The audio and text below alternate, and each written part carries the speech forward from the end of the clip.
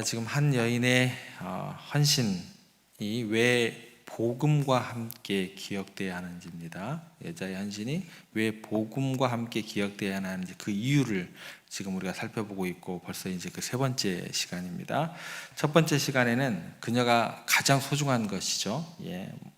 1년치 품삯되는 것 10개를 목록을 딱 뽑아가지고 밑에서부터 이렇게 없애나가는 것이 아니었죠. 가장 소중한 것 1년치 품삯에 해당하는 순전한 나드 향유를 깨뜨린 행위가 세상의 가치를 전복시키는 거죠. 원래 세상 사람들은 밑에서부터 없애나가죠. 위에서부터 절대 안 없앱니다. 세상의 가치를 전복시키는, 오직 예수님만이 우리의 삶의 유일한 보물임을 고백하는, 복음이라는 것은 뭐예요? 그래서 가치의 전복이어야 된다라는 거예요. 가치는 아무런 변화가 없이 복음 얘기해봤자 아무 짝에도 쓸모가 없는 것입니다. 복음, 가치의 전복. 두 번째 시간에는 그 헌신이 이제 단순히 물질의 희생이 아니라 또 업적이 아닌 뭐예요? 사랑으로 하나님과의 그 깨어졌던 관계를 회복시킨, 그것도 그 관계 회복이 누구로부터 주어진 거예요? 하나님으로부터. 그게 복음이다라는, 우리가 이룬 게 없고 하나님께서 계획하시고 예수님을 통해서 이루신 모든 것이 뭐예요? 그게 복음이다라는 것입니다. 그래서 그 관계를 회복하는 것이 복음이다라는 거예요. 그래서 두 번째 시간은 뭐예요? 복음, 관계의 회복. 여기까지 우리가 생각했습니다. 제목이 기억나셔야 돼요. 그 두 번째까지. 그리고 오늘은 이제 이 여인의 헌신에 대한 주님의 가장 놀랍고도 어쩌면 가슴 아픈 해석에 우리가 좀 집중을 해보겠습니다. 제자들은 이 여인의 행동을 뭐라고 해석을 했어요? 낭비다라고 해석을 했어요. 예수님은 그것을 이제 다른 차원에서 바라보고 해석을 하십니다. 우선은 그 낭비다라고 이야기하시는 그 제자들 사람들의 그 평가 해석을 어떻게 돼요? 꾸짖으셨습니다. 꾸짖으면서 뭐라고 해석을 하시는가 하면 8절 말씀에 가면 이렇게 기록되어 있습니다. 그는 힘을 다하여 내 몸에 향유를 부어 내 장례를 미리 준비하였느니라. 장례라는 단어가 갑자기 툭 튀어나옵니다. 너무나 갑작스럽죠. 이 여인은 어떻게 한 거예요? 가치를 전복하고 그 사랑이 너무나 감격스러워서 눈물을 흘리면서 어쩌면 그 사랑의 그 기쁨 가운데서 감사를 표현했을 뿐인데 이게 무슨 단어냐는 거예요. 갑자기 장례, 너무 음험하잖아요. 뭐라 그럴까요? 너무 분위기가 너무나 갑자기 어두워지잖아요. 주님은 그 행동에 대해서 나의 장례를 준비하는 것이다, 너무나도 심오하고 무거운 주제를 담긴 그 의미를 부여하고 있다는 것입니다. 그래서 오늘 말씀의 제목은 뭐냐면 복음, 고난의 동참을 기억하라. 여러분, 복음은 뭐예요? 기쁜 소식입니다. 고난이란 단어하고 어울려요? 안 어울려요? 전혀 어울리면 안 되는 거예요. 이게 무슨 얘기인가? 오늘 고난, 복음, 고난의 동참을 기억하라라는 것. 그래서 오늘 말씀을 통해서 복음이란 기쁨의 소식, 축복의 소식일 뿐만 아니라 단순히 우리 가운데 성공이요 번영의 약속만을 담고 있는 것이 아니라 뭐예요? 뒤에 나온 고난, 주님의 고난과 죽으심에 기꺼이 연합하는 것임을 깨닫고 영광의 주님뿐 아니라 고난의 주님과 함께 걷는, 이거는 뭘까요? 성숙한 믿음이겠죠. 복음이라고 했을 때 마냥 기쁘고 즐겁기만 하면 그게 우리들이 처음 부르심에 대한 어린아이의 신앙이겠죠. 그죠?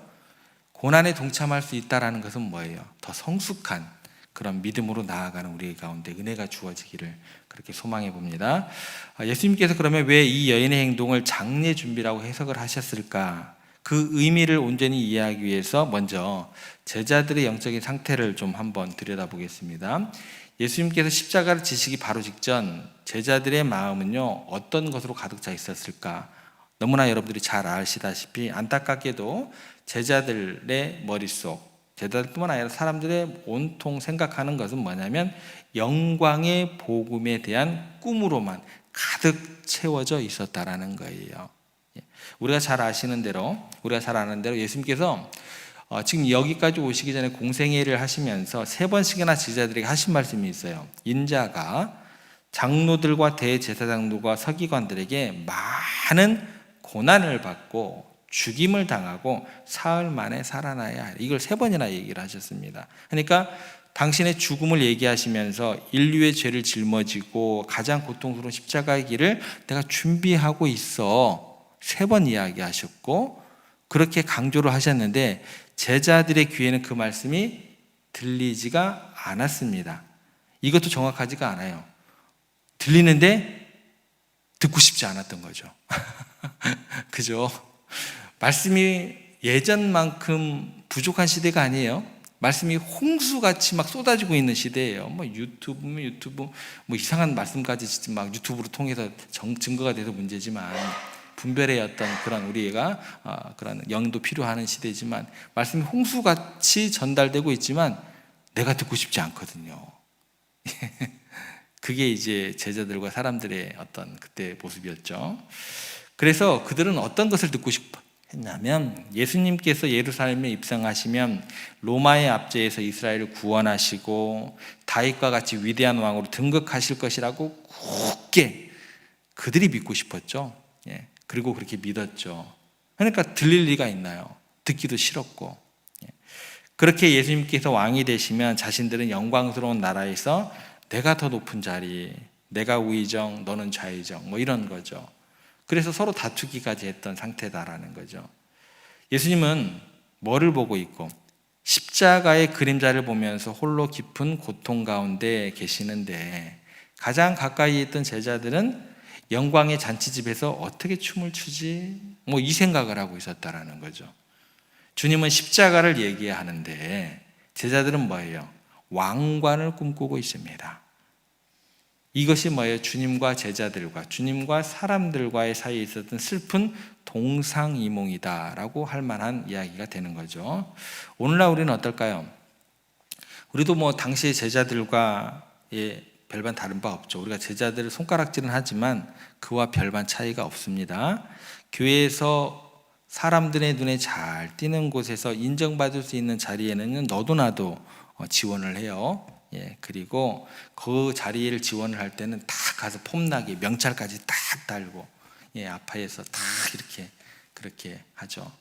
그런데 아무도 알아주지 않는 곳, 예를 들어서 뭐 식당 봉사, 또 청소, 또 누구도 말 못할 상처를 안고 살아가는 지체들을 만나면서 그들을 묵묵히 돌보고 그들의 이야기를 온전히 들어주는 그런 일들에는요, 굉장히 우리들이 머뭇거리기가 쉽다라는 거죠. 이건 그래도 나아요. 신앙의 영역이니까, 교회에서 이루어질 일이니까. 근데 더 나아가서 이 우리의 믿음이 삶의 영역에서는 어떻게 나타나고 있냐라는 거예요. 교회 따로, 세상 따로. 여러분, 교회에 여러분들을 부르셨지만 여러분들 교회에만 머물러 있으라고 하질 않으셨어요? 근데 착각을 해요. 예루살렘에만 있어야 된다고 생각을 해요. 유다와 사마리아와 땅끝입니다. 여러분, 교회에 있으면 안 돼요. 아무런 역사도 일어나지 않아요. 근데 왜 자꾸 교회만 계시려고 하시는지, 하나님께서 어떻게 그거를 유대와 사마리아와 땅끝까지 보내야 하는지 어떻게 해야 될까요? 삶의 영역에서는 어떻게 나타나고 있냐라는 거예요. 신앙생활을 한다는 이유로 오히려 세상에서 마땅히 감당해야 될 의무와 책임을 신앙인들이, 교회들이 감당하고 있어요? 더 비상식적이지 않아요? 이 영역에 대해서 생각을 해봐야 된다는 거예요. 십자가의 복음의 본질은요, 가장 낮은 자리, 고통을 감당하신 주님을 뭐예요? 감당하신 그 주님을 닮아가는 거예요. 그 길을 함께 따라가는 거예요. 이렇게 저 성전에 모여서, 예루살렘 성전으로 다 모여가지고 양 좀 잡어, 소 좀 잡어, 맨날 피로 하나님께 제사만 드리자. 예수님께서 그렇게 공성의 사역을 하고 가셨냐고요. 그런 기록은 없어요. 없습니다. 십자가의 복음의 본질은요, 낮은 자리를 찾아가셨다니까요. 그들의 고통을 감당하셨다니까요. 그러나 우리는 종종 기도 모임에 참석하고 교회 봉사에 열심인 것을 가지고 가족에 대한 것들, 이웃에 대한 것들, 그 책임 다 했다고 대신하려고 하더라는 거예요. 고난받는 부모님 묵묵히 돌보며 그 아픔에 동참하기보다도 나는 교회 가야 되니까, 교회 봉사하느라고 바빠, 교회 이렇게 성경 공부하러 가는 거 바빠, 그런 성경 공부 하지 마세요. 그럴 거면 오지 마세요. 그런 핑계 뒤에 숨고 있는 우리다라는 거예요. 믿지 않는 형제들이 뭐라고 얘기하겠어요? 하나님을 사랑하고 이웃을 사랑하라고 그랬는데 지 부모도 사랑하지 못하는 게 무슨, 그렇지 않겠어요? 그런 핑계 뒤에 숨고 있다라는 거예요. 직장에서 실패하고 낙심한 동료들을 보고 신앙이 없으니까 저런 고난을 당하지, 이렇게 함부로 이야기하고 있지는 않은지, 그들의 아픔을 복음과 상관없는 일이라고 치부해 버리지는 않는지, 그 어떤 아픔이 있을 때 내가 이 말씀을 듣고 내가 그때 신앙을 가졌어, 어떤 그런 기회가 아닐까? 이런 말 하기가 그렇게 어려울까? 우리가요, 신앙생활을 한다는 이유로 삶의 현장을 외면하고 고통을 감당해야 하는 가장 가까운 사람들의 아픔을 모른 척하고 있지는 않은지, 물질적인 문제에 있어도 마찬가지입니다. 우리는요, 세상의 방식을 따라서 편법과 타협을 택하는 것을 믿는 사람들이 더 주저치 않아요. 이게 어떻게 된 일인지 모르겠어요. 이단들은 그렇다고 쳐요. 요즘에 이단들이 난리도 아니더라고요. 통일교, 신천지, 속이 다 시원해요. 요즘에 그렇게 드러나는 거 보면 이번 기회에 싹 다 통일교 정리돼 버렸으면 좋겠어요. 신천지도 마찬가지고. 근데 거기에 교회까지 끼어 들어가면 이게 어떻게 되는 건지 또 걱정되기도 하고, 정직하게 살아가면서 처하게 되는 가난과 고난의 자리는 믿는 사람들이 어떻게 생각하냐면, 믿는 나에게는 절대 일어나서는 안 될 일이라고 얘기를 해요. 아니, 정직하고 또 하나님 앞에서 부끄러움이 없는 그 자리에 처하기 위해서 내가 가난에 처할 수 있어요, 없어요? 그게 부끄러운 일이에요. 오히려 더 자랑스러운 일 아니에요? 근데 어떻게 된 것인지 거꾸로 됐어요. 그리고 교회가 제공하는 안정감, 성공의 자리에는 아멘 하십시오, 주여 삼창하십시오 이래요. 십자가의 좁은 길, 세상에서 손가락질 받아야만 하는 그런 낮고 고난의 자리에는 제자들이 뭐라고 그래? 나사렛에서 무슨 선한 것이 나겠느냐? 예수님 따라가봤자 아무짝에도 쓸모없어. 제자들이 그랬잖아요. 그렇게 말했던 제자들처럼 우리가 의문을 품고 절대 신앙의 길을 안 가려고 해요. 십자가의 길을 따라가지 않으려고 해요. 나사렛에서 선한 것이 나겠어? 예수님이 십자가의 길 따라가봤자 우리들 가운데 득이 있겠어? 이것이 바로 우리가 추구하는 영광의 복음이라는 한쪽 측면으로 쏠려 있는 슬픈 낯입니다. 이것이 바로 제자들이 원했던 영광의 복음의 실체입니다. 바로 그 순간 영광의 복음의 꿈에 취해 있을 때 한 사람 누가 등장하게 되냐면 이름 모를 여인이 등장하게 되는 거죠. 우리가 그녀가요, 신학적으로 예수님의 죽으심과 부활의 의미를 완벽하게 다 이해했는지는 알 수는 없어요. 그런데 그녀에게는 뭐가 있었어요? 사랑이 있었습니다. 사랑이라는 것은 여러분들 때로 지식을 뛰어넘는 깊은 영적인 통찰력을 줘요. 여러분 아무리 많이 배워도 제가 하나님 사랑하지 않으면요, 통찰력 자체가 없어요. 따라갈 수가 없어요. 누군가를 진심으로 사랑을 하면요, 그 사랑의 기쁨뿐 아니라 그 사람의 아픔과 슬픔까지도 느껴지게 된다니까요. 주님의 마음에 함께한다라는 것은 내가 주님을 정말 사랑하면은 그게 진짜가 되는 거예요. 말하지 않아도 그 사람을 보면 알아요. 말하지 않아도 알아요. 이런 노래도 있잖아요. 분위기에서 그의 고통을 읽어낼 수 있는 거예요. 신학적인 것, 성경 공부를 많이 해가지고 주어지는 게 아니에요. 이 여인은 주님을 너무나 사랑했기 때문에 십자가의 길을 홀로 걸어가셔야 하는 주님의 깊은 고독과 비통함을 직감했던 게 분명해요. 그녀는 아마도 제자들이 막 떠들어대는 그 소란 속에서 홀로 깊은 고독 속에 잠겨 계신 주님의 침묵을 바라봤을 거예요. 제자들은 그거 못 봤겠죠, 그죠? 그녀의 영혼은 예수님의 영혼과 연결되어서 곧 다가올 십자가의 고통과 죽음의 비통함을 예수님과 같이 느꼈을 거예요. 그래서 그녀가 생각을 했겠죠. 주님이 영광의 보좌에 오르실 때가 아니야. 지금은 내가 가장 외롭고 고통스러울 주님의 이때에 내가 가진 가장 귀한 것으로 주님을 위로해 드려야 될 때야. 그래서 이 제자들은 주님의 영광에 동참하려고 할 때 그녀는 어디에 동참을 하기를 원해요? 주님의 십자가와 고난에 동참하려고 하는 그 마음이 들게 되었다라는 거예요. 그래서 그녀의 헌신은 주님의 대관식을 위한 축하 예물이 아니라 주님의 장례식을 위한 위로의 예물이 되는 시간이 됩니다. 그녀는 제자들이 외면했던 십자가의 복음을 온 마음으로 지금 끌어안는 그런 헌신을 하고 있다는 것입니다. 이 지점에서 우리가 이제 이 여인의 행동이 왜 복음과 함께 기억돼야 되는지 그 세 번째 비밀하고 마주하게 됩니다. 복음이라는 것은 단순히 예수님의 능력과 축복을 받는 것을 뛰어넘어 그분의 고난과 죽으심에 연합하는 것이기 때문에 그렇다라는 것입니다. 근데 많은 사람들이 복음을 어떻게 오해를 하냐면 예수 믿으면 만사형통하십시오. 그죠? 예수 믿으면 모든 문제가 해결될 줄 믿으시기를 바랍니다. 예수 믿으면 부와 성공을 누리는 여러분들 되는 것을 믿으시기를 바랍니다. 믿으시면 아멘 하시기 바랍니다. 이게 뭐예요? 영광의 복음만 기대를 하더라는 거예요. 물론 주님께서 우리에게 이런 복도 주십니다. 하지만 그것은 복음의 전부가 아닙니다.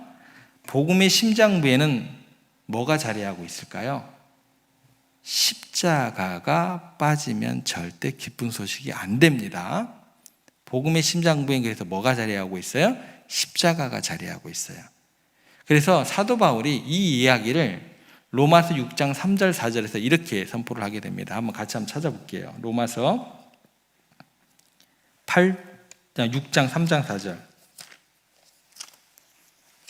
제가 가진 책으로 246페이지입니다. 로마서 6장 3절 4절. 지금까지 했던 얘기를 사도 바울은 뭐라고 이야기하는가 한번 같이 한번 읽어보겠습니다. 246페이지 로마서 6장 3절에서 4절 같이 읽겠습니다. 무릇 그리스도 예수와 합하여 세례를 받은 우리는 그의 죽으심과 합하여 세례를 받은 줄을 알지 못하느냐. 그러므로 우리가 그의 죽으심과 합하여 세례를 받음으로 그와 함께 장사되었나니 이는 아버지의 영광으로 말미암아 그리스도를 죽은 자 가운데서 살리심과 같이 우리로 또한 새 생명 가운데 행하게 하려 함이라. 무슨 단어가 가장 많이 나와요? 그 단어죠. 합하여. 이게 바울 신학의 핵심입니다. 우리가 예수님의 부활과 영광에 동참하기 위해서는요, 반드시 먼저 어디에 참여해야 된다고요? 죽으심에, 십자가에 참여해야 한다라는 거예요. 그래서 사도 바울의 신학의 핵심은 예수 그리스도 안에서예요. 예수 그리스도 안에서 합하여. 인 크라이스토라는 게 바울 신학의 핵심이 되는 것입니다. 여러분 꼭 기억하시기 바랍니다. 한번 따라해 볼까요? 십자가 없는 부활은 없고 고난 없는 영광은 없다. 이거예요. 이 여인은 당시 그 누구도 깨닫지 못했던 이 십자가 복음의 진술을 자신의 헌신을 통해서 온몸으로 우리 가운데 보여주게 됩니다. 그래서 그녀의 깨어진 옥함은 단순히 물질의 희생이 아니었습니다. 그것은 주님, 저는 주님의 영광뿐 아니라 주님의 고난과 죽음에도 함께하기를 원합니다 라는 성숙한 신앙의 고백이 됩니다. 이것이 바로 주님께서 그녀의 행동을 내 장례를 준비한 것이다 라고 인정을 하시면서 영원히 기억하라고 명령하신 이유가 됩니다. 말씀을 정리합니다. 이 여인의 헌신을 통해서 우리 가운데 주어지는 질문이 있습니다. 뭘까요? 과연 나는 어떤 주님을 따르고 있는가? 나의 성공과 영광을 위해 능력을 베푸시는 영광의 주님만을 구하고 있지는 않는지, 아니면 나의 죄를 위해 십자가의 길을 걸어가신 그 고난의 주님과 함께하며 그분의 아픔에 기꺼이 동참하기를 원하는지, 이 두 가지 질문 앞에 서게 되죠. 그런데 우리가 너무나 자주 제자들처럼 영광의 자리, 높은 자리를 우리가 구하고 주님을 따르려고 하는 경우가 많다라는 것입니다. 나의 헌신이 다른 사람들에게 인정받고 교회에서 높아지는 왕관이 되기를 바라더라는 것입니다. 하지만 오늘 주님께서 우리에게 이렇게 도전해 주십니다. 내가 정말 기뻐하는 헌신은 너의 성공을 위한 잔치가 아니라 나의 아픔과 십자가의 길에 함께하는 마음이다. 그래서 우리의 시선을 오늘부터 다시 세상의 성공과 영광에서 돌려서 골고다 언덕을 오르시는 주님의 그 등, 그리고 그 위에 지워진 십자가를 향하는 우리가 되기를 주님께서는 원하신다라는 것입니다. 그리고 이 여인처럼 우리의 삶이라는 향유옥합을 깨뜨려 오늘 이 시대에 고난받는 작은 자들의 모습으로 우리에게 오시는 그 주님의 아픔을 위로하고 세상의 어두운 곳에서 십자가를 지고 가는 그 고난에 동참하는 참된 세종의 모든 권속들 되시기를, 그런 아름다운 헌신자 되시기를 주님의 이름으로 부탁을 드립니다. 그래서 주님의 남은 고난에, 주님의 남은 고난이죠, 그렇죠? 주님의 남은 고난에 동참함을 통해서 마침내 그것이 끝이 아니고 주님의 영광에도 함께 이르는 그런 복된 삶이 되시기를, 오늘 하루 되시기를 주님의 이름으로 축복합니다.